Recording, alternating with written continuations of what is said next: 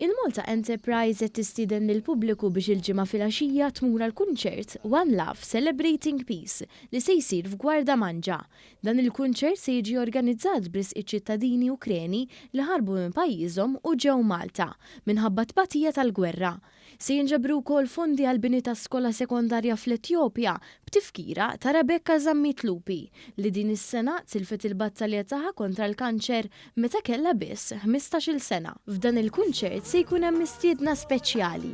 Ġamala, ir-rebbieħa tal-Eurovision Song Contest tal-2016 f'isem l-Ukrajna. Hija ġejja Malta biex tkanta favur il-paċi b'tentattiv biex in-nies isiru jafu aktar dwar dak li għaddej minnu pajjiża. One News żar il-post fejn se jsir dan il-kunċert u hemmhekk iltaqa' mad-direttur artistiku Elton Zarb u spjega xi preparamenti qed isiru u x'se nkunu qegħdin nistennew. Bażikament qegħdin bħalissa jintrama l-stage u jintrama il-venju fejn ħajsir il-kunċert għada. Ħajkonna 5 artisti Maltin, għandna lil Petra, l-Gaja, Ryan Healy, lil Lejdin u Claudia Faniello.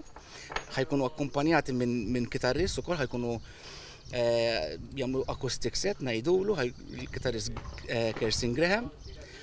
Between ħajkun għal-host DJ Stevie V. Min barra l-kunċert il-Malta Enterprise se torganizza wkoll wirja fotografika. Il-wirja se tkopri l-perspettiva ċivili ta' gwerer kontinwi u riċenti.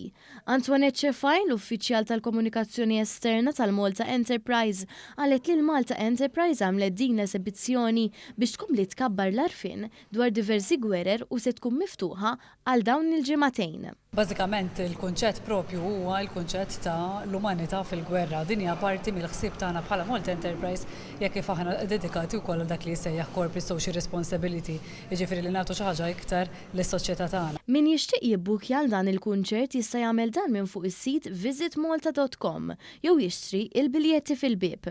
Min jixtieq jagħti donazzjoni jista' jidħol fuq il-paġna ta' Facebook ta' dan l-avveniment One Love Celebrating Peace.